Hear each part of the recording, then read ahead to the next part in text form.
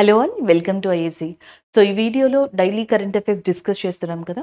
ఈరోజు కూడా important current affairs దానికి రిలేటెడ్గా ఉన్న ఇన్ఫర్మేషన్ని మనం డిస్కస్ చేద్దాం. ఫస్ట్ వన్ చూద్దాం. సో ఇక్కడ కరెంట్ అఫైర్ అనేది ఇంటర్నేషనల్ పరంగా చూడొచ్చు, ఈవెన్ నేషనల్ రిలేటెడ్గా కూడా.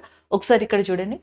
Indian women cadet on board ship seized by that Iran returns home, ministry of external affairs. So కేరళకి సంబంధించిన ఈ విమెన్ ఎవరైతే ఉన్నారో, సో రీసెంట్గా ఇరాన్ మనకి ఇండియాకి సంబంధించిన ఒక షిప్ని, మనకి ఆ షిప్లో ఉన్న క్రూ మెంబర్స్ని అరెస్ట్ చేయడం జరిగిందనమాట. ఆ క్రూ మెంబర్స్లో ఒకళ్ళు ఈ పర్సన్. రీసెంట్గా ఇరాన్ ఈమెని రిలీజ్ చేసింది. కొచ్చిన్ ఎయిర్పోర్ట్కి ఈమె చేరుకోవడం జరిగిందనమాట. సో ఆవిడకి సంబంధించిన ఇంపార్టెంట్ అప్డేట్ ఇది మనకి విదేశాంగ శాఖ మంత్రి ఇవ్వడం జరిగింది. ఇరాన్ నుంచి స్వదేశానికి చేరుకున్న మహిళా కెడెట్గా చెప్తున్నారు. అసలు ఈ న్యూస్ ఏంటి అనేది ఒకసారి ఇక్కడ చూద్దాం. మన ఎగ్జామ్ పాయింట్ ఆఫ్ వ్యూలో దీనికి సంబంధించి చాలా పాయింట్స్ ఉన్నాయి, అవి యూజ్ అవుతాయి అనమాట ఈ కరెంట్ అఫైర్కి సంబంధించి. సో ఇక్కడ మీకు చూస్తే పర్షియన్ గల్ఫ్ అనేది కనిపిస్తుందా? సో ఇక్కడ మనకి పర్షియన్ గల్ఫ్ అనేది లొకేట్ అయి ఉందన్నమాట. ఇటేమో సౌదీ అరేబియా ఉంది, అటు ఇరాన్ ఉంది, మధ్యలో మీకు పర్షియన్ గల్ఫ్ అనేది లొకేట్ అయి ఉంది. ఇటేమో గల్ఫ్ ఆఫ్ ఒమన్ అని చెప్పేసి ఉంది. ఇటేమో గల్ఫ్ ఆఫ్ ఒమన్, అటేమో Persian gulf. So the area which is between that Gulf of Oman and Persian Gulf, and it is called as a Strait of Hormuz. ఏదైతే మనకి గల్ఫ్ ఆఫ్ ఒమన్ని and Persian గల్ఫ్ని కలుపుతుందో, so ఈ ఏరియాని ఏమని చెప్పేసి పిలుస్తారు అంటే స్ట్రైట్ ఆఫ్ హార్మోజుగా పిలుస్తారనమాట. Is it clear? సో మన ఇండియా దగ్గర నుంచి ఎంఎస్సి కార్గో షిప్, ఎంఎస్సి అనే కంపెనీకి సంబంధించిన కార్గో షిప్ ఏదైతే ఉందో, సో ఆ కార్గో షిప్ అనేది మనకి అరేబియన్ సీ దగ్గర నుంచి స్టార్ట్ అయ్యి గల్ఫ్ ఆఫ్ ఒమన్ దగ్గరికి వెళ్ళింది. అది క్రాస్ చేసి స్ట్రైట్ ఆఫ్ హార్మోజ్ దగ్గరకు వచ్చింది. వచ్చిన తర్వాత April 13th ఆల్మోస్ట్ అది April 13th అక్కడికి రీచ్ అయిందనమాట. అండ్ ఈలోపు ఏం జరిగింది? April 1st సిరియా యొక్క క్యాపిటల్, సిరియా క్యాపిటల్ ఏంటి? సిరియా యొక్క క్యాపిటల్ వచ్చేటప్పటికి డమస్కస్గా చెప్తాం. సిరియా యొక్క capital Damascus. April 1st Syria capital రాజధానిలో ఇరాన్ యొక్క ఎంబసీ ఏదైతే ఉందో దాని మీద ఇజ్రాయెల్ అటాక్ చేసింది. దీంతో ఇరాన్ ఇజ్రాయెల్ మీదకి విరుచుకుపడింది అనమాట. ఇది April 1st నుంచి జరుగుతూ ఉంది. ఈలోపే మన షిప్ స్టార్ట్ అయ్యి అండ్ April 13th నాటికి స్ట్రైట్ ఆఫ్ హార్మోజ్ దగ్గరకు వచ్చింది. సో వచ్చిన తర్వాత ఇరాన్కి సంబంధించిన ఎవరైతే రివల్యూషనరీ గార్డ్స్ అని చెప్పేసిన ఉన్నారో ఆర్మీకి వాళ్ళు, ఇరాన్ రివల్యూషనరీ గార్డ్స్, వీళ్ళు ఆ షిప్ని సీజ్ చేశారు. సీజ్ చేసి అందులో ఉన్న 17 ఇండియన్ క్రూ మెంబర్స్, 17 మంది భారతీయులని మనకి అరెస్ట్ చేయడం జరిగింది. సో వాళ్ళు ఎందుకు అరెస్ట్ చేశారంట? ఆ కార్గో షిప్ ఏదైతే ఉందో అది ఇజ్రాయెల్కి హెల్ప్ చేయడానికి వెళ్తుంది అని చెప్పేసి వాళ్ళు చెప్పడం జరిగింది. మా దగ్గర ఎవిడెన్సెస్ ఉన్నాయి, అవి ఇజ్రాయెల్కి హెల్ప్ చేయడానికి వెళ్తుంది అని చెప్పేసి అరెస్ట్ చేశారు.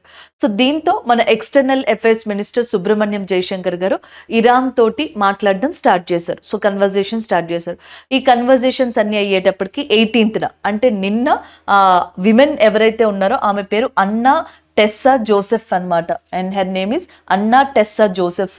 ఈమెని రిలీజ్ చేశారు. ఆమె కొచ్చిన్ ఎయిర్పోర్ట్కి వచ్చారు. ఇదంతా స్ట్రైట్ ఆఫ్ హార్మోజ్ జలసంధి దగ్గర జరిగింది. అదే ఈ కరెంట్ అఫైర్. అంటే స్ట్రైట్ ఆఫ్ హార్మోజ్ దగ్గర ఇండియా యొక్క ఎంఎస్సి షిప్ ఏదైతే ఉందో దాంట్లోనే 17 మెంబర్స్ని మనకి అరెస్ట్ చేసి ఆ షిప్ని అక్కడ సీజ్ చేశారు. Strait of Hormuz gulf of ఒమన్కి పర్షియన్ గల్ఫ్కి మధ్యలో ఉంది. సో అసలు ఎందుకు అరెస్ట్ చేశారంటే ఆల్రెడీ ఇరాన్కి ఇజ్రాయెల్కి మధ్యలో ప్రాబ్లం స్టార్ట్ అయింది. దాంట్లో ఇరాన్ ఏం చేసింది? ఇజ్రాయెల్ మీదకి ట్రూ ప్రామిస్ అని ఒక ఏమంటారు ఆపరేషన్ లాంచ్ చేసింది. ఇవన్నీ జరుగుతున్న టైంలో మన షిప్ వెళ్ళింది అక్కడికి. సో అది కార్గో షిప్ అని అంటున్నారు, కాదని చెప్పి వీళ్ళు అంటున్నారు. సో ఇలా అరెస్ట్ చేశారు. మిగిలిన 16 మంది ఇంకా రావాల్సి ఉంది, ఇంకా టాక్స్ జరుగుతున్నాయి. ఇరాన్ యొక్క ప్రెసిడెంట్గా ఎవరున్నారంటే ఇరాన్ యొక్క ప్రెసిడెంట్గా ఇబ్రహీం రైజీ అనే పర్సన్ ఉన్నారు. ఇరాన్ ప్రెసిడెంట్గా మనకి ఎవరున్నారు? ఇబ్రహీం రైజీ ఇరాన్ యొక్క ప్రెసిడెంట్గా ఉన్నారు. అలాగే నెక్స్ట్ క్యాపిటల్ వచ్చేటప్పటికి Tehran. Iran Shanghai cooperation organisation బ్రిక్స్లో కూడా న్యూ మెంబర్గా ఉండడం జరిగిందనమాట. అలాగే నెక్స్ట్ వన్, ఇలాంటి ఇన్సిడెంటే ఇండియాకి గతంలో కూడా జరిగింది. ఖతార్ దగ్గర మన 8 ఇండియన్ నేవీ ఫార్మర్ ఆఫీసర్స్ ఎవరైతే ఉన్నారో వాళ్ళని అరెస్ట్ చేశారు గతంలో. 8 మంది మాజీ నావికా అధికారుల్ని ఖతార్ గవర్నమెంట్ సేమ్ ఇలాంటి రీజన్తోనే అరెస్ట్ చేసిందనమాట. సో అరెస్ట్ చేస్తే దాని తర్వాత వీళ్ళకి ఉరిశిక్షణ కూడా వేశారు, ఏకంగా సెంటెన్స్ టు డెత్. మళ్ళీ సుబ్రహ్మణ్యం జయశంకర్ గారు వీళ్ళతో మాట్లాడి దాని తర్వాత ఆ 8 మెంబర్స్ని కూడా రిలీజ్ చేయించారు and they return to India అనమాట. సో వాళ్ళు ఇండియాకి బ్యాక్ వచ్చారు. అది ఖతార్ దగ్గర జరిగింది. Qatar capital Doha, Iran capital వచ్చేటప్పటికి టెహ్రాన్గా ఉందన్నమాట. షాంఘై కోఆపరేషన్ ఆర్గనైజేషన్ ఉంది కదా, సో దీంట్లో న్యూ మెంబర్గా ఇరాన్ అనేది కూడా రావడం జరిగింది. బ్రిక్స్ యొక్క న్యూ బ్యాంక్ని ఏమని అంటారు? బ్రిక్స్ యొక్క న్యూ బ్యాంక్ని బ్రిక్స్ యొక్క బ్యాంక్ని న్యూ డెవలప్మెంట్ బ్యాంక్ అని కూడా పిలవడం జరుగుతుంది. షాంఘై కోఆపరేషన్ ఆర్గనైజేషన్ ఈ ఇయర్ కజకిస్తాన్లో జరగబోతుంది అనమాట సమావేశం అనేది. So this is all about this update అండి. సో ఏదైతే మనకి ఎంఎస్సి కార్గో షిప్ ఉందో దాంట్లో 17 ఇండియన్ క్రూ ఎవరైతే ఉన్నారో వాళ్ళని అరెస్ట్ చేశారు. అందులో ఒకళ్ళు టెస్సా జోసెఫ్ గారు, అన్నా టెస్సా జోసెఫ్ ఈమె. సో ఈమెని రిలీజ్ చేయడం జరిగింది ఎక్స్టర్నల్ అఫైర్స్ టాక్స్ తర్వాత. సో ఆమె రీసెంట్గా మనకి కేరళ ఎయిర్పోర్ట్కి రీచ్ అవ్వడం జరిగింది. దానివల్ల ఇదంతా న్యూస్లో ఉంది. So Indian women cadet on board ship seized by that Iran returns home, ministry of external అఫైర్స్గా ఇచ్చారు. So next current affair international పరంగానే చెప్పొచ్చు. ఇక్కడ మీరు చూడొచ్చు, US blocks Palestine and push for full United Nation membership at security council అని చెప్పేసింది. So United Nation security కౌన్సిల్లో పర్మనెంట్ మెంబర్గా రావడానికి అని చెప్పేసి పాలస్తీనన్ కంట్రీకి ఏదైతే ఒక ప్రపోజల్ ఉందో దానిని యుఎస్ఏ అడ్డుకుంది తన యొక్క వీటో పవర్తో అని చెప్పేసి ఈ కరెంట్ అఫైర్ అనమాట. సో ఇక్కడ చూసారా, కరెంట్ అఫైర్లో మనం నేర్చుకోవాల్సింది ఏంటి అంటే, ఒకటి మనకి యునైటెడ్ నేషన్ సెక్యూరిటీ కౌన్సిల్కి సంబంధించిన ఆ పర్మనెంట్ మెంబర్షిప్ ఏంటి అనేది చూడాలి, లేదా మెంబర్షిప్ ఏంటి అనేది చూడాలి. అలాగే నెక్స్ట్ వచ్చేటప్పటికి యుఎస్ ఎందుకు బ్లాక్ చేసింది, అసలు యుఎస్కి ఏ అధికారం ఉంది. ద కరెంట్ అఫైర్ ఇస్ పాలస్తీనాకు శాశ్వత సభ్యత్వ తీర్మానం ఏదైతే ఉందో దానిపైన యుఎస్ఏ వీటో పవర్ని వాడి ఆపిందనమాట. సో ఇది మనం ఒక స్టోరీ లాగా నరేట్ చేసుకొని చదివితే చాలా బ్యూటిఫుల్గా ఉంటుంది అండ్ మళ్ళీ మీరు చదవాల్సిన అవసరం అనేది ఉండదు అనమాట. ఒకసారి దీనికి సంబంధించిన ఇంపార్టెంట్ న్యూస్ చూద్దాం. కరెంట్ అఫైర్ మీరు చూసారు కదా, ఇక్కడ యునైటెడ్ స్టేట్స్ ఇట్లా రిప్రజెంట్ చేసిందనమాట, మేము రెడీగా లేము అని తన వీటో పవర్ని యూజ్ చేసుకుని చెప్పింది. సో దీనికి సంబంధించిన ఇన్ఫర్మేషన్ ఇక్కడ చూడండి. యునైటెడ్ నేషన్ ఐక్యరాజ్య సమితి రెండో ప్రపంచ యుద్ధం తర్వాత ఏర్పడిన one of the important organisation after second world war, the most important international organisation which is established by that so many countries, that is United నేషన్గా చెప్పచ్చు. దీని హెడ్ క్వార్టర్స్ న్యూయార్క్లో లొకేట్ అయ్యింది. దీంట్లో టోటల్గా 193 మెంబర్స్ ఉన్నారు. We have 193 members in United Nation and headquarters is located in New York. And 193rd మెంబర్గా మనకు వచ్చింది ఏ కంట్రీ అంటే సౌత్ సూడాన్ అనమాట. సౌత్ సూడాన్ యొక్క క్యాపిటల్ జూబా. సూడాన్ యొక్క capital Khartoum and South Sudan యొక్క క్యాపిటల్ జూబాగా చెప్పచ్చు అనమాట. సో ఇది నెక్స్ట్ వన్. యునైటెడ్ నేషన్కి 6 వింగ్స్ ఉంటాయి అనమాట. There are 6 organs or 6 wings to that United నేషన్గా చెప్పొచ్చు. అందులో ఒకటి యునైటెడ్ నేషన్ సెక్రటేరియట్, కార్యవర్గం అని చెప్పేసి అంటాం కదా అది. ట్రస్ట్షిప్ కౌన్సిల్ ఇప్పుడు ప్రజెంట్ ఇది వర్కింగ్లో లేదు. నెక్స్ట్ వచ్చేటప్పటికి మనకి economic and socio advisory council అని చెప్పేసి ఒకటి ఉంటుంది, అది ఒకటి. General assembly, United Nation security council, international court of justice, ఇలా 6 వింగ్స్ ఉంటాయి. ఇంటర్నేషనల్ కోర్ట్ ఆఫ్ జస్టిస్ యొక్క హెడ్ క్వార్టర్స్ ది హెగ్ అనే ప్రదేశంలో ఉంది. International court of justice headquarters is located in నెదర్లాండ్స్లోని ది హెగ్ అనే ప్రదేశంలో ఉంది. నిన్న నెదర్లాండ్స్ గురించి చెప్పాం, గుర్తుందా? నెదర్లాండ్స్ కంట్రీకి సంబంధించిన సిస్గ్రాస్ అనే కంపెనీ ఇండియాలో for the first time hybrid pitch ఏదైతే తీసుకొస్తున్నామో దానికి కాంట్రిబ్యూట్ చేయబోతుంది అని చెప్పేసి ఆ కంపెనీ ద్వారా కన్స్ట్రక్ట్ చేస్తున్నాం. ఫస్ట్ హైబ్రిడ్ పిచ్ ఇండియాలో ఎక్కడ స్టార్ట్ చేయబోతున్నారు?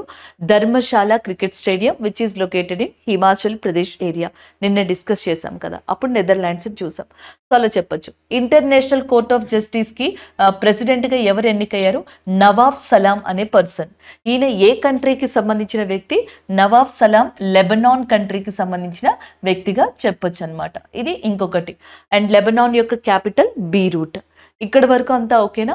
ఇదంతా అయిపోయిన తర్వాత ఇప్పుడు మనకు కావాల్సింది ఇది ఒక్కటే, United Nation security council. United నేషన్కి 6 వింగ్స్ ఉంటాయి. ఆ 6 వింగ్స్ గురించి ఇక్కడ మాట్లాడాం. అండ్ అందులో ఒకటి జనరల్ అసెంబ్లీ కూడా. దానికి ప్రెసిడెంట్గా లేదా హెడ్గా డానిస్ ఫ్రాన్సిస్ అనే పర్సన్ ఉన్నారు.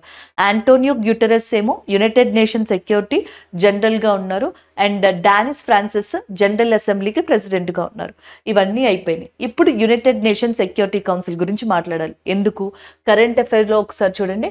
పాలస్తీనా అనే కంట్రీకి శాశ్వత సభ్యత్వ తీర్మానం ఏదైతే ఉంటుందో సో దాన్ని రానివ్వకుండా వీటో పవర్ అనేది వాడింది అమెరికా. సో న్యూస్ పేపర్లో కాబట్టి రానివ్వకుండా అని చెప్పేసి ఇవ్వలేదు. అండ్ ఇక్కడ US blocks Palestinian push for full United Nation membership at security council. So first United Nation security council ఏంటో చూద్దాం. యునైటెడ్ నేషన్ సెక్యూరిటీ కౌన్సిల్లో 15 మెంబర్స్ ఉంటారు, 15 మంది. దీంట్లో 5 మెంబర్స్ వచ్చేటప్పటికి పర్మనెంట్ మెంబర్స్, శాశ్వత సభ్యులు ఉంటారు. 10 మెంబర్స్ వచ్చేటప్పటికి నాన్ పర్మనెంట్ మెంబర్స్, అశాశ్వత సభ్యులు ఉంటారు. సో వీళ్ళు 2 yearsకి ఒకసారి ఎన్నుకోబడతారు. 2 years once and one country will be elected to that United Nation security council. So United Nation యొక్క major programmes, schemes, actions, operations ఇవన్నీ కూడా యునైటెడ్ నేషన్ సెక్యూరిటీ కౌన్సిల్ తీసుకునే decision మీద ఆధారపడి ఉంటాయి. లైక్ మన ఇండియాలో పార్లమెంట్ అనేది ఎంత ఇంపార్టెంటో యునైటెడ్ నేషన్కి జనరల్ అసెంబ్లీ కూడా అంతే important.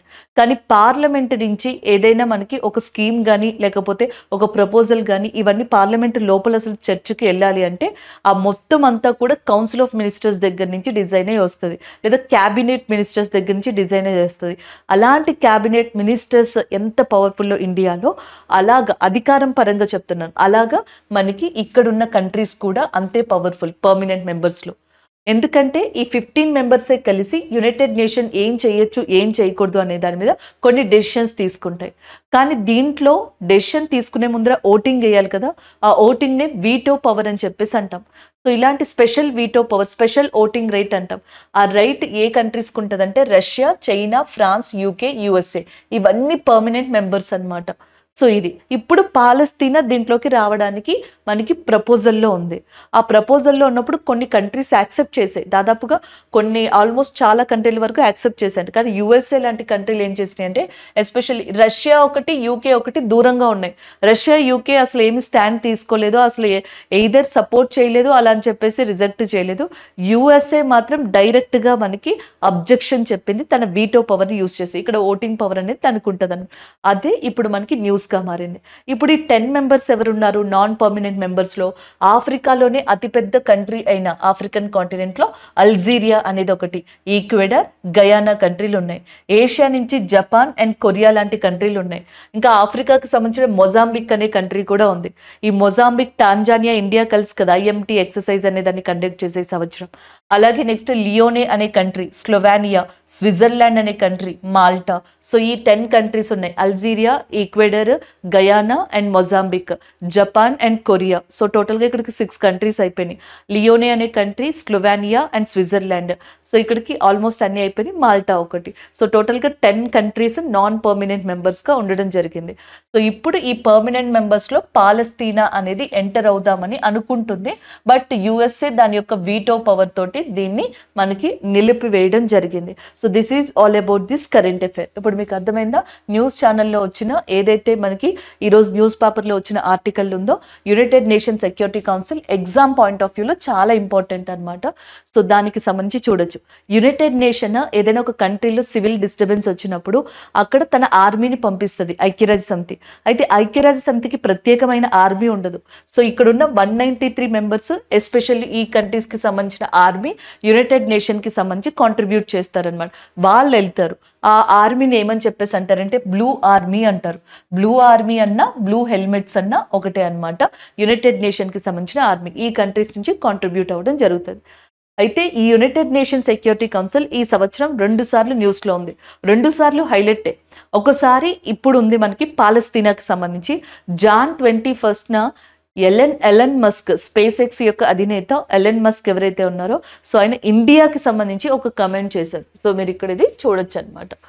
Elon Musk tweet backing that India for permanent seat at United Nation security council gets US attention. ఎక్కడి నుంచి ఎక్కడికి వెళ్ళిందో చూడండి.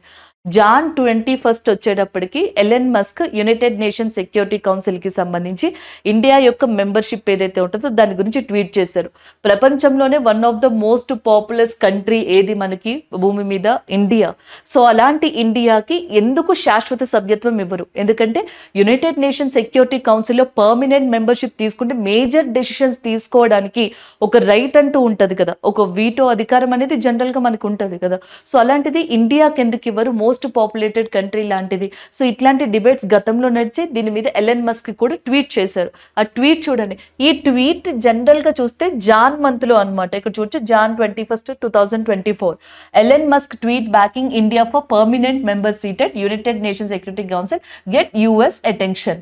మళ్ళీ ఇదే యుఎస్ తన వీటో పవర్ యూజ్ చేసి ఎవరిని అడ్డుకుంది? పాలస్తీనాని అండ్ మనకి పర్మనెంట్ మెంబర్ కాకుండా అడ్డుకోవడం జరిగింది ఆ ప్రపోజల్ని. సో ఇంటర్ కనెక్టెడ్ కరెంట్ అఫైర్స్గా మనం చూస్తే బాగుంటుంది. అండ్ ప్రపంచంలో 4 కంట్రీస్ ఉన్నాయి ఇప్పుడు. ఇండియా ఒకటి, బ్రెజిల్ ఒకటి, జర్మనీ ఒకటి, జపాన్ కూడా. జపాన్ ఇప్పుడు నాన్ పర్మనెంట్ మెంబర్గా ఉంది కదా. అది జపాన్, జర్మనీ, బ్రెజిల్, ఇండియా ఏమంటున్నాయంటే అవి మాత్రమే ఎందుకు పర్మనెంట్ మెంబర్స్గా ఉండాలి, మాకు కూడా రైట్ ఉంటుంది. సెకండ్ వరల్డ్ వార్లో మోస్ట్ ఆఫ్ ద టాప్ కంట్రీస్గా అవి వాటిని ప్రొజెక్ట్ చేసుకుని పర్మనెంట్ మెంబర్స్గా కూర్చున్నాయి. సో ఇప్పుడు ఈ కంట్రీస్ ఏమంటున్నాయంటే మా కాంట్రిబ్యూషన్ కూడా చాలా ఉంది ఆ టైంలో. ఇప్పుడు కూడా టెక్నాలజీ పరంగా, ఎకనామిక్ పరంగా కూడా మేము ఆ కంట్రీస్కి టఫెస్ట్ కాంపిటీషన్ ఇస్తున్నాము. మాకు కూడా అలాంటి క్యాపబిలిటీస్ ఉన్నాయి. మమ్మల్ని ఎందుకు పర్మనెంట్ మెంబర్స్గా తీసుకోరు, మమ్మల్ని పర్మనెంట్ మెంబర్స్గా తీసుకోండి అని చెప్పేసి ఈ కంట్రీస్ కూడా అడుగుతూ G4గా ఏర్పడ్డాయి. There is a group of countries which is called as a G4. G4 అనే గ్రూప్స్ ఎందుకు ఏర్పడింది అంటే మాకు పర్మనెంట్ మెంబర్షిప్ కావాలి యునైటెడ్ నేషన్ సెక్యూరిటీ కౌన్సిల్లో అన్నట్టు ఏర్పడింది. అందులో వన్ ఆఫ్ ద మెంబర్గా ఇండియా కూడా ఉంది. ఇండియా ఇప్పటికే 8 సార్లు యునైటెడ్ నేషన్ సెక్యూరిటీ కౌన్సిల్కి అశాశ్వత సభ్యత్వంని పొంది ఉందన్నమాట. నాన్ పర్మనెంట్ మెంబర్గా పనిచేసింది 8 times. అంటే ఒక్కొక్కసారి 2 years కదా పదవీ కాలం, అంటే 16 సంవత్సరాలు చేసింది ఏకంగా. సో ఇట్లా before last time India non permanent మెంబర్గానే ఉంది. తర్వాత ఇంకా 2023 డిసెంబర్తో అయిపోయింది. నెక్స్ట్ ఇండియా ప్లేస్లో ఇంకొక కంట్రీ వచ్చింది అనమాట. సో ఇలాగా అటు United Nation security council Elon Musk టైంలోని, సో ఇప్పుడు పాలస్తీనాకి సంబంధించి, అందులో ఇజ్రాయెల్కి పాలస్తీనాకి మధ్యలో ప్రాబ్లం ఉంది కాబట్టి, సో ఇప్పుడు దీని అంతటి వల్ల కూడా ఇది ఒక మనకి జియో పాలిటిక్ కరెంట్ అఫైర్గా కూడా చెప్పొచ్చు అనమాట. So this is all about this current affair. So ఇక్కడ కరెంట్ అఫైర్ మళ్ళీ ఇంటర్నేషనల్కి సంబంధించింది. Floods in Gulf countries, Gulf దేశాల్లో వరదలు. జనరల్గా గల్ఫ్ దేశాలు అంటే మనకి UAE and next Saudi, Qatar, Kuwait, Oman ఇలాంటి కంట్రీలు వస్తాయి.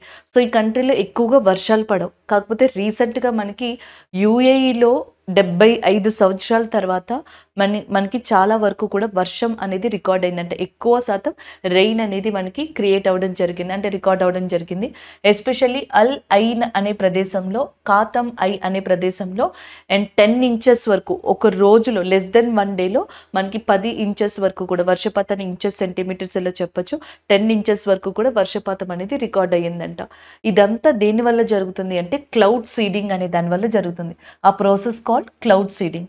సో ఈ క్లౌడ్ సీడింగ్ ప్రకారం ఏం చేస్తారంటే ఎయిదర్ సిల్వర్ అయోడైడ్ కావచ్చు, లేదా potassium iodide and dry ice అంటే సాలిడ్ కార్బన్ డైఆక్సైడ్ అంటాం, ఇలాంటి వాటిని మిక్స్ చేసి, సో ఏదైతే మనకి ఈ కంపోజిషన్ ఉందో దీన్ని హెలికాప్టర్ ద్వారా లేకపోతే మనకి ఇట్లాంటి ఎయిర్ వెహికల్స్ ద్వారా సో క్లౌడ్స్కి దగ్గరగా తీసుకెళ్ళి స్కాటరింగ్ చేపిస్తారనమాట. సో దానివల్ల క్లౌడ్స్ అనేవి ఇంకా ఎక్స్పాండ్ అయ్యి, సో దానివల్ల వర్షం అనేది మనకి జనరల్గా వస్తుంటుంది. దాన్ని ఆర్టిఫిషియల్ రెయిన్ అంటాం. క్వశ్చన్ కూడా ఉంది, ఆర్టిఫిషియల్ రెయిన్ అనేది సిల్వర్ అయోడైడ్ ఇలాంటి వాటి వల్ల జనరల్గా రావడం జరుగుతుంది. ఇది ప్రాసెస్. ఇప్పుడు ఈ ప్రాసెస్ని మనకి దుబాయ్ కావచ్చు, UAE ఇలాంటి కంట్రీలు అడాప్ట్ చేసుకునే దానివల్ల ఇప్పుడు గల్ఫ్ దేశాల్లో ఎస్పెషల్లీ UAEలో వరదలు అనేవి జనరల్గా చూడొచ్చు అనమాట. మనం ఇలాంటి కంట్రీలో అవి చూడం, but for the first time ఇలాంటివి మనం అబ్జర్వ్ చేయడం జరుగుతుంది. అండ్ అదే తెలుగు మీడియం వాళ్ళ కోసం అని చెప్పేసి ఇక్కడ నేను ఇచ్చాను. సో మీరు నోట్స్ కోసం అని చెప్పేసి స్ట్రగుల్ అవుతున్నారు కదా, సో మీకు కొంచెం ఈజీగా ఉండేలాగా ఇక్కడ మనం ఆ కంటెంట్ అనేది ప్రొవైడ్ చేయడం జరిగింది. సో కొంతవరకు కంటెంట్ని కలెక్ట్ చేసి ఇచ్చానని ఇక్కడ చూసుకోండి. క్లౌడ్ సీడింగ్ ఉంది కదా, సో క్లౌడ్ సీడింగ్లో సిల్వర్ అయోడైడ్ కదా నేను చెప్పాను కదా యూస్ చేస్తారు అని. అయితే UAE లాంటి కంట్రీస్ ఏంటంటే ఇలాంటివి ఎక్కువగా యూస్ చేయం, ఈ కెమికల్స్ని ఎక్కువగా యూజ్ చేయవు. అందుకని సిల్వర్ అయోడైడ్కి బదులుగా పొటాషియం అయోడైడ్ మిగతా వాటిని యూజ్ చేసుకుని, సో ఇవేం చేశాయంటే ఒక టైటానియం ఆక్సైడ్ కలిగిన మెటీరియల్ని తీసుకున్నాయి. టైటానియం ఆక్సైడ్ని కలిగిన మెటీరియల్, దీన్ని ఎవరు ప్రిపేర్ చేశారంట, నానో మెటీరియల్ని మనకి NCEM అంటే నేషనల్ కౌన్సిల్ ఆఫ్ మెటీరియాలజీ ఏదైతే ఉందో అది ప్రిపేర్ చేస్తే దాన్ని తీసుకొచ్చి అండ్ వీళ్ళు క్లౌడ్ సీడింగ్ చేస్తే ఆ క్లౌడ్ సీడింగ్ ద్వారా వర్షాలు వచ్చాయన్నమాట. అది ఇక్కడ ఇవ్వడం జరిగింది. అలాగే నెక్స్ట్ మనకి ప్రపంచంలో ఫస్ట్ టైం యూఏఈలో ఫస్ట్ హిందూ టెంపుల్ అనేదాన్ని, అంటే యూఏఈలో ఫస్ట్ హిందూ టెంపుల్ని మనకి ప్రైమ్ మినిస్టర్ నరేంద్ర మోదీ గారు ప్రారంభించారు అబుదాబి అనే ప్రాంతంలో. ఫస్ట్ ఎయిర్ ట్యాక్సీ కూడా ప్రపంచంలో ఏది అంటే యూఏఈనే. అలాగే వరల్డ్ గవర్నమెంట్ సమిట్ 2024 మనకి దుబాయ్లో జరగబోతుంది. అలాగే అల్లు అర్జున్ గారి యొక్క వ్యాక్స్ స్టాట్యూ అనేది మనకి దుబాయ్లో ప్రారంభించారు. దుబాయ్లో ప్రారంభించిన first South Indian actor wax statue ఏది అంటే అది అల్లు అర్జున్ గారిదే. And next one Gulf council cooperation అని ఉంటుంది, జీసీసీ. ఈ గల్ఫ్ కౌన్సిల్ కోఆపరేషన్లో UAE, Kuwait, Oman, Qatar, Bahrain, Saudi లాంటి కంట్రీలు ఉంటాయి. Saudi Arabia, Bahrain, UAE, Kuwait, Oman, Qatar లాంటి కంట్రీలు గల్ఫ్ కౌన్సిల్ కోఆపరేషన్లో 6 కంట్రీస్ అనమాట, మేజర్ కంట్రీస్గా ఉంటాయి. సో ఇలాంటి దాంట్లోని యూఏఈ అనే కంట్రీలో రీసెంట్గా మనం ఈ సిల్వర్ అయోడైడ్ లేదా పొటాషియం అయోడైడ్ ఏదైతే కెమికల్ కంపోజిషన్ ఉందో దానివల్ల క్లౌడ్ సీడింగ్ ప్రాసెస్ ద్వారా వర్షాలు అనేవి చాలా సంవత్సరాల తర్వాత మనం జనరల్గా ఇక్కడ చూడడం జరుగుతుంది. ఈవెన్ వర్షాలే కాదు, వరదలు. సో అసలు మనకి చాలా రేర్ మూమెంట్గా కూడా దీన్ని చెప్పొచ్చు అనమాట. So this is all about this current affair. Next one చూద్దాం. నెక్స్ట్ కరెంట్ అఫైర్ నేషనల్ ఓరియంటెడ్గా చెప్పొచ్చు అనమాట. సూర్య తిలక్ అని చెప్పేసి ఉంది. సూర్య తిలక్ అనే ఒక కాన్సెప్ట్ని మనకి రీసెంట్గా అయోధ్య మందిర్లో ప్రారంభించారు ఉత్తరప్రదేశ్లో. సో దానికి సంబంధించిన కరెంట్ అఫైర్. దీనికోసం మనకి ఏ ఇన్స్టిట్యూట్ హెల్ప్ చేసింది అంటే ఇండియన్ ఇన్స్టిట్యూట్ ఆఫ్ ఆస్ట్రోఫిజిక్స్ ఏదైతే ఉందో, సో అది అయోధ్యలో రామ మందిర్లో ఉన్న రాముడి యొక్క విగ్రహం ఉంటుంది కదా, లార్డ్ రామ స్టాట్యూ. సో దాని మీద జనరల్గా మనకి ఇట్లా తిలక్ బొట్టు ఉంటుంది కదండి, నార్మల్గా మనం పెడతాం. అలా కాకుండా ఒక లైట్ రే అనేది అక్కడ వచ్చేటట్టుగా, సో ఆయన మీద ఒక లైట్ రే అనేది వచ్చేటట్టుగా సూర్య తిలక్ అనే దాన్ని మనకి తీసుకురావడం జరిగింది. బెంగళూరుకి సంబంధించిన ఆప్టిక్స్ అనేది ఏదైతే ఉందో ఆ ప్లాట్ఫామ్ ఆప్టో మెకానికల్ సిస్టమ్ అనే దాన్ని తీసుకొచ్చింది. దీని ద్వారానే ఇప్పుడు ఆప్టో మెకానికల్ సిస్టమ్ని ఇది డిజైన్ చేసింది. సో ఇందులో ఒక ఫిక్స్డ్ పొజిషన్ ఉంటుంది అనమాట, అక్కడి నుంచి లైట్ని ఆప్టికల్ లైట్ని పాస్ చేయడం జరుగుతుంది. సో డిఫరెంట్ స్పేషియస్ లెన్స్ ఉంటాయంట. ఇక్కడ నుంచి బ్యారెల్ అనే లెన్స్ మీదకి వచ్చి సో డైరెక్ట్గా అవుటర్ రింగ్ నుంచి సో మనకి ఆ విగ్రహం ఏదైతే ఉంటుందో దాని మీద అట్లా తిలక్ లాగా వచ్చేలాగా ఈ లైట్ని రిప్రజెంట్ చేస్తారంట. సో ఇవన్నీ దాంట్లో ఉన్న పార్ట్స్ అనమాట. Focus ring, barrel lens, spacious lens and fixed housing గా చెప్తున్నారు. అలాగే నెక్స్ట్ మనకి టెంపుల్ ఈ ఇయర్ 2024 జాన్ మంత్లో స్టార్ట్ అయింది కదా. సో స్టార్ట్ అయిన తర్వాత ఈ టెంపుల్ మీద కొన్ని క్వశ్చన్స్ అనేవి జనరల్గా మనకి ఇప్పుడున్న MCQsలో చూస్తున్నాం. ఈ టెంపుల్ని నగరా స్టైల్లో నిర్మించారు. సో భారతదేశంలో ప్రధానంగా ఆలయాల్ని ద్రవిడ, నగర, వేసర, కళింగ ఇలా డిఫరెంట్ ఆర్కిటెక్చర్ నిర్మాణంలో నిర్మిస్తారనమాట. ఇందులో మనకి నగర శైలిలో నిర్మించిందే ఈ టెంపుల్. ఇందులో ఉన్న రాముడి యొక్క విగ్రహం లార్డ్ రామ స్టాట్యూ యొక్క హైట్ వచ్చేటప్పటికి 4.24 ఫీట్గా ఉందన్నమాట. అండ్ ద నెక్స్ట్ వన్ వచ్చేటప్పటికి ఇందులో ఉన్న రాముడి యొక్క విగ్రహాన్ని మనకి ఆ శిల్పి ఎవరు అంటే చెక్కింది అరుణ్ యోగిరాజ్, కర్ణాటకకి సంబంధించిన పర్సన్. ఈ పర్సన్ చాలా పాపులర్ అయ్యారండి. ఎందుకంటే జనరల్గా మనం ఎక్కడైనా దేవుడి విగ్రహాన్ని చూస్తే నార్మల్గా కొన్ని ఎక్స్ప్రెషన్స్ లేకుండా ఉంటాయి, కొన్ని విగ్రహాలు నార్మల్గా ఉంటాయి అన్నమాట మనకి. లేకపోతే కొంచెం సీరియస్గా కూడా కొంతమంది దేవుడు లేదా దేవతల్ని, గాడ్ ఆర్ గాడెస్ని చూస్తూ ఉంటాం. కాకపోతే ఫస్ట్ టైం మనకి జనరల్గా ఈ రాముడు నవ్వుతున్నట్టుగా కళ్ళల్లో ఏదైతే స్మైల్ ఉంటుందో దాన్ని చూపించారంట. అంటే ఇక్కడ రిలీజియన్ని, ఈ కాన్సెప్ట్స్ అన్నిటిని పక్కన పెడితే ఈ ఆర్కిటెక్చర్ అంటే ఈ శైలి నిర్మాణం, స్కల్ప్చర్ యొక్క నిర్మాణం అనేది వన్ ఆఫ్ ద హైలైట్గా చెప్పొచ్చు అనమాట. So the beautiful thing which he is given to that Lord Rama eyes, ఈ కళ్ళు ఏవైతే ఉన్నాయో మొత్తం ఈ 4.24 ఫీట్లో ఆయన చెక్కిన వాటిలో వన్ ఆఫ్ ద హైలైట్గా చెప్పొచ్చు అనమాట. అంటే రిలీజన్ని పక్కన పెడితే స్కల్ప్చర్ నిర్మాణంలో వన్ ఆఫ్ ద గ్రేటెస్ట్ థింగ్గా కర్ణాటకకి సంబంధించిన మనకి ఎవరైతే అరుణ్ యోగిరాజ్ గారు ఉన్నారు చూసారా, ఆయన చెక్కిన వాటిలో ది బెస్ట్గా దీన్ని చెప్పొచ్చు అనమాట. ఒక ప్లెజెంట్ స్మైల్ తోటి లార్డ్ రామాని చూపించడం, అది కూడా అయోధ్య మందిరంలో. సో ఇప్పుడు పైన ఏదైతే తిలక్ ఉంది చూసారా, ఇది నార్మల్గా ఉంటుంది. కాకపోతే దీని మీద లేజర్ లైట్ అనే దీని మీద ఒక లైట్ లాంటి దాన్ని మనకి ఫోకస్ చేసేలాగా ఆప్టిక్ మీటర్ అనే దానితోటి లేదా ఆప్టో మెకానికల్ సిస్టమ్ తోటి తీసుకొచ్చింది ఇండియన్ ఆస్ట్రోఫిజిక్స్ గా చెప్పొచ్చు, Indian institute of astrophysics. So అది తీసుకురావడం జరిగింది. దానికి సంబంధించిన కరెంట్ అఫైర్ ఇది. ఇండియన్ ఇన్స్టిట్యూట్ ఆఫ్ ఆస్ట్రోఫిజిక్స్ దీన్ని తీసుకొచ్చింది. అలాగే అయోధ్య ఎయిర్పోర్ట్ ఏదైతే ఉందో దాన్ని వాల్మీకి ఇంటర్నేషనల్ ఎయిర్పోర్ట్ గా పేరు మార్చడం జరిగిందనమాట. అది ఇంకొక అప్డేట్గా మనం గుర్తుపెట్టుకోవచ్చండి. అలాగే ఉత్తరప్రదేశ్లో వాల్మీకి ఎయిర్పోర్ట్తో పాటుగా చౌదరి చరణ్ సింగ్ ఎయిర్పోర్ట్, లాల్ బహదూర్ శాస్త్రి ఎయిర్పోర్ట్ ఇవన్నీ కూడా ఉన్నాయి. మోస్ట్ ఆఫ్ ద జిఐ ట్యాగ్స్ని పొందిన ప్రదేశం మనకు ఉత్తరప్రదేశ్లో వారణాసిగా చెప్పొచ్చు అనమాట. దాన్ని కాశీ అంటారు. దాదాపుగా 30 వాటి వరకు కూడా జిఐ ట్యాగ్స్ని అది పొందడం జరిగింది. సో ఇది నేషనల్ ఓరియంటెడ్ కరెంట్ అఫైర్గా చెప్పొచ్చు, సూర్య తిలక్ అనేది. నెక్స్ట్ కరెంట్ అఫైర్ ఒక అపాయింట్మెంట్కి సంబంధించి డైరెక్ట్గా దీన్ని అట్లానే గుర్తుపెట్టుకోండి. సౌరభ్ గార్గ్ అనే person ministry of statistics and programme implementation, so ఏదైతే స్టాటిక్స్కి సంబంధించిన మంత్రిత్వ శాఖ ఉందో, గణన మంత్రిత్వ శాఖ, సో దానికి సంబంధించిన ఏదైతే మినిస్ట్రీ ఉందో అందులో additional charge of secretary, so మనకి కార్యదర్శిగా అదనపు బాధ్యతల్ని తీసుకున్న వ్యక్తి సౌరభ్ గార్గ్ గారు. ఈయన ఐఏఎస్కి సంబంధించిన క్యాడర్కి సంబంధించిన వ్యక్తి, ఒడిస్సా క్యాడర్కి సంబంధించిన వ్యక్తి. రీసెంట్గా దీనికి అపాయింట్ అవ్వడం జరిగింది. అలాగే నిన్న కరెంట్ అఫైర్లో భారత్ పేకి సంబంధించిన సీఈఓగా నలిన్ నేగి గారు అపాయింట్ అయినట్టుగా మనం డిస్కస్ చేయడం జరిగిందనమాట. అది నిన్న కరెంట్ అఫైర్ అపాయింట్మెంట్, ఈ రోజుకి సంబంధించిన అపాయింట్మెంట్ అనమాట. సో దీన్ని ఇక్కడ నేను ఎక్స్పాండ్ చేయట్లేదండి. అలాగే గతంలో నేను చాలాసార్లు ఎన్ఐఏ గురించి అండ్ పోలీస్ రీసెర్చ్ డెవలప్మెంట్ గురించి, అలాగే నెక్స్ట్ కమలేష్ గారు ఏదైతే మనకి డిజాస్టర్ రిస్క్ ఫోర్స్కి సంబంధించి అండ్ వీళ్ళందరి గురించి డిస్కస్ చేశాం కాబట్టి, అలాగే షెఫాలి గారు ఎవరైతే మనకి షెఫాలి శర్మ ఈ ప్రెస్ ఇన్ఫర్మేషన్ బ్యూరోకి సంబంధించి సెలెక్ట్ అయ్యారు కదా ప్రిన్సిపల్ డైరెక్టర్ జనరల్గా. అలాగే జయంతి శ్రీ వర్మ గారు మనకి federation of Indian chamber commerce of ఇండస్ట్రీకి సంబంధించి లేడీస్ ఆర్గనైజేషన్కి ఆవిడ అపాయింట్ అయ్యారు. ఈ అపాయింట్మెంట్స్ ఆల్రెడీ మనం గతంలో ఒకసారి డిస్కస్ చేశాం కాబట్టి జస్ట్ నేను ఇక్కడ కట్ షార్ట్గా చెప్తున్నాను అనమాట. మినిస్ట్రీ ఆఫ్ స్టాటిస్టిక్స్ అండ్ ప్రోగ్రామ్కి సంబంధించి సౌరభ్ గార్గ్ గారు రీసెంట్గా అపాయింట్ అవ్వడం జరిగింది. Day of the current affair April 18th every year కూడా వరల్డ్ హెరిటేజ్ డే, ప్రపంచ వారసత్వపు దినోత్సవం అనే దాన్ని సెలబ్రేట్ చేసుకుంటాం. ఏ రోజున? 18th April. దీని యొక్క థీమ్ వచ్చేటప్పటికి డిస్కవర్ అండ్ ఎక్స్పీరియన్స్ డైవర్సిటీ, వైవిధ్యాన్ని కనుగొనండి మరియు అనుభవించండి. So discover and experience diversity అనేది థీమ్గా ఉంది. మనకి ఇంటర్నేషనల్గా ఒక ఆర్గనైజేషన్ ఉంది, international council of monuments and sites. అంతర్జాతీయ అండ్ కట్టడాలు మరియు స్థలాల యొక్క కేంద్ర మండలి ఏదైతే ఉందో international council of monuments and sites 1982లో ఇలాంటి ఒక రోజు కావాలి అని చెప్పేసి ప్రపోజల్ తీసుకొచ్చింది. దీన్ని 1983లో యాక్సెప్ట్ చేసింది ఎవరంటే యునెస్కో. యునెస్కో ఎబ్రివేషన్స్ చాలా ఎగ్జామ్స్లో అడుగుతూ ఉంటారు. United Nation Educational Scientific and Cultural Organisation. Telugu మీడియంలో అటెంప్ట్ చేసే వాళ్ళైనా ఈ ఎబ్రివేషన్ ఇలాగే గుర్తుపెట్టుకోవాలి.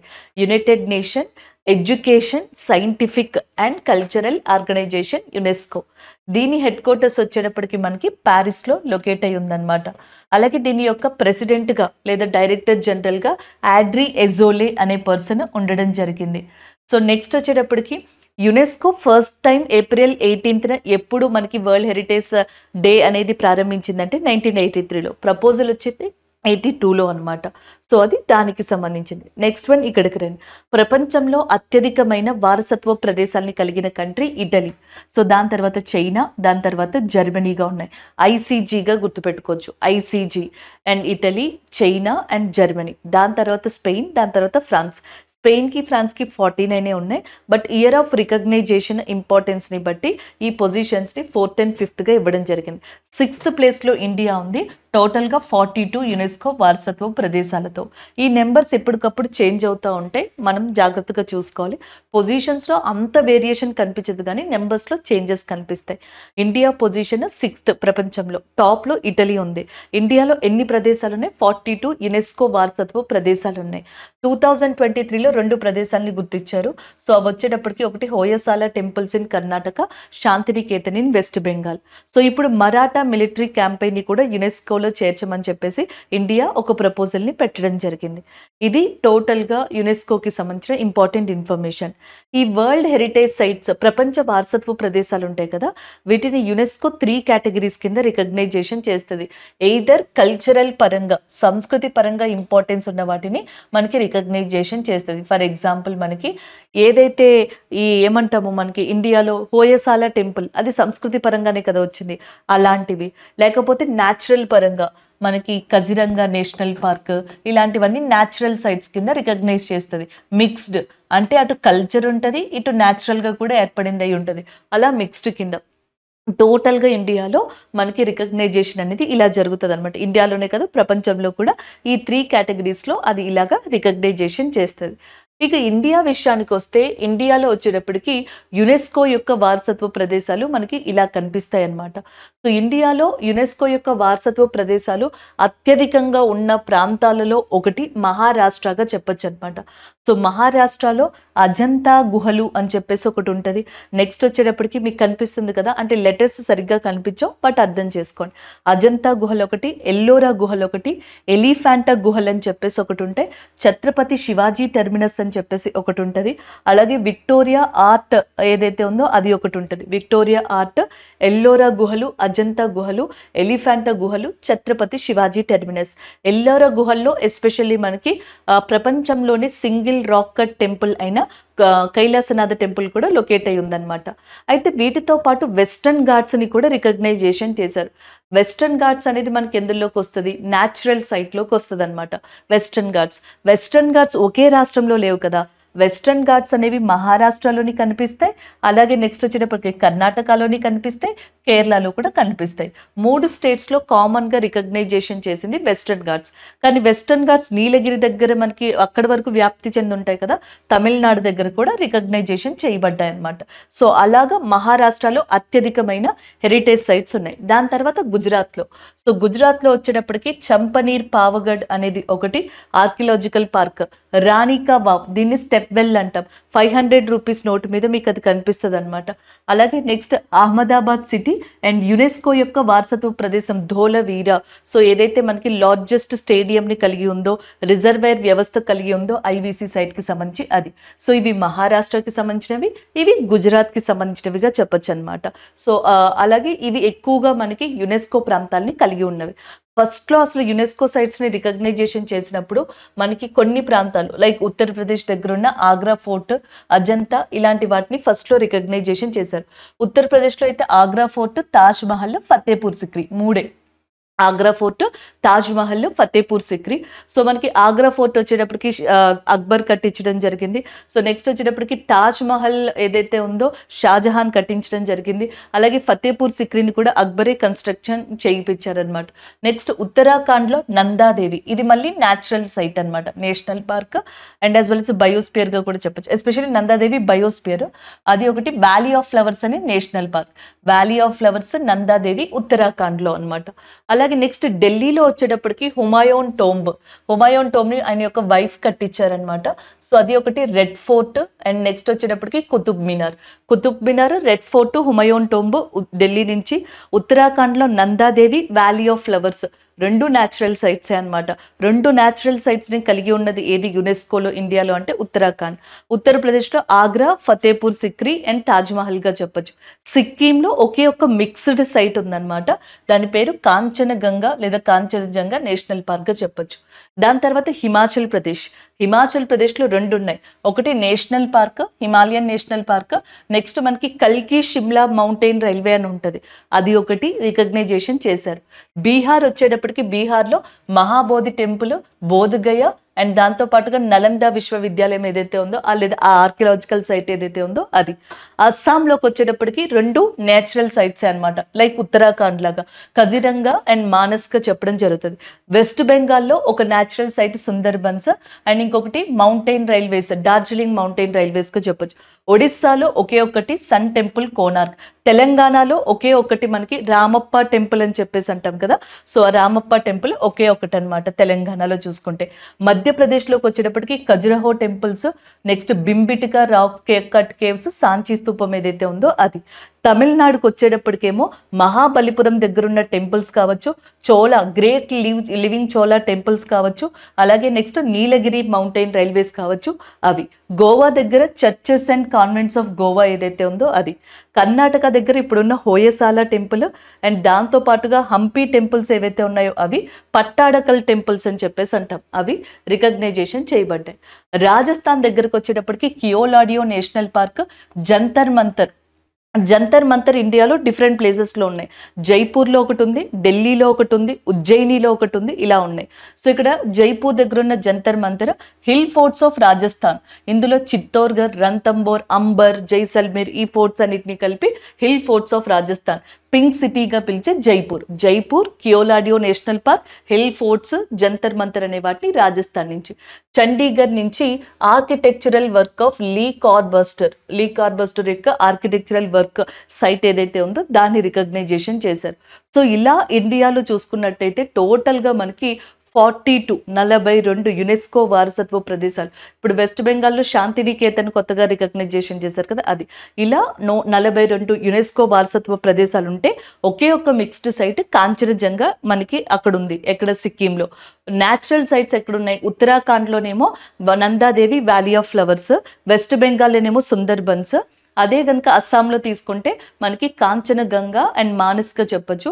సో టోటల్గా కింద తీసుకుంటే దట్ ఈస్ అ వెస్ట్రన్ ఘాట్స్గా మనం చెప్పడం జరుగుతుంది. రాజస్థాన్లో ఒకటి కియోలాడియో నేషనల్ పార్క్. సో ఇవి న్యాచురల్ సైట్స్గా ఉన్నాయి, యునెస్కో యొక్క వారసత్వ ప్రదేశాలు. ఈరోజు ఏవైతే కరెంట్ అఫైర్స్ డిస్కస్ చేసామో సో వాటి రివ్యూ చూద్దాం. ఒకటి, మనకి కార్గో షిప్ ఏదైతే ఇండియాకి సంబంధించి 17 క్రూ మెంబర్స్ ఉన్నారో సో దాన్ని ఇరాన్ యొక్క ఏదైతే మనకి రివల్యూషనరీ గార్డియన్ గ్రూప్ ఉందో అది మనకి అరెస్ట్ చేయడం జరిగింది వాళ్ళని.